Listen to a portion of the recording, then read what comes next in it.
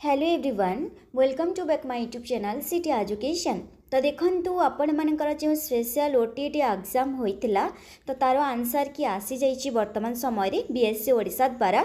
तो गोटे रेस्पॉन्स को केते टंका दबा को पड़िबो किपरि आपण माने चैलेंज करिवे आ केबे ठरो आपनकर स्टार्ट होउछि आ लास्ट डेट केबे रहउछि सब किछि डिटेल्स से आज आमे जानि नेबा। तो आपण माने संपूर्ण वीडियो देखंतु सब किछि डिटेल्स रे क्लियर होई जिवे।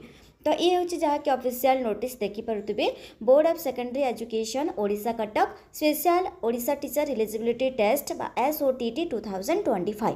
तो देखंतु आपणकर जो रोचे कौन से भी आंसर आपण मैंने जदि भूल भावुंट तो आपण मैंने जो वेबसाइट देछि देखिपे www.bscodisha.ac.in माने ऑफिशियल आंसर की यही वेबसाइट रे अवेलेबल अच्छी। जदि आपण मैंने चैलेंज करने को चाहूँगी कौन से आंसर रॉन्ग अच्छी जदि आपण मैंने भावुंट ताकू चैलेंज करने को चाहूँगी तो गोटे रेस्पॉन्स को 500 टंका दवा को पड़ो। यहीटारे आपंकर मेंशन करा जाइछि RS 500 पर ईच रेस्पॉन्स माने गोटे रेस्पॉन्स को गोटे क्वेश्चन जदि भूल अच्छी ताकू चैलेंज करने को चाहूँगी तो आपन को 500 टंका देवा को पड़ो। ता सहित सपोर्टिंग डॉक्यूमेंट देवा को पड़ो। ठीक अच्छे माने कौन सपोर्टिंग डॉक्यूमेंट माने कौन आपन को प्रूफ करने को पड़ो कि यही आंसरटा ठीक बोली।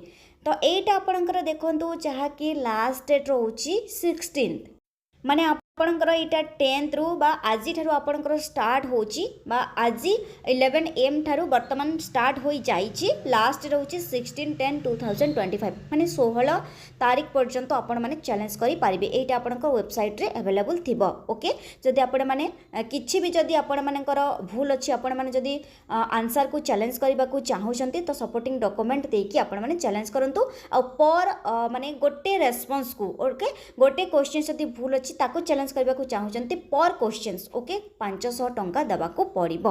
लास्ट डेट 16 तारीख पर्यंत रहउछि लास्ट डेट। तो देखो आपनकर application for challenge shall be accepted only in online mode आपनकर केवल ऑनलाइन मोड द्वारा यह होई पारिबो। ओके जदि आपण माने इंटरेस्टेड जदि आपनकर कौनसी आंसर की भूल रोचे आपण माने जदि चाहूँगी चैलेंज करने चैलेंज कर दिंतु कौन असुविधा ना किंतु आपन को टिके माने टंकाटा देवा को पड़ो कहीं पर माने गोटे रेस्पॉन्स को 500 टंका रोचे।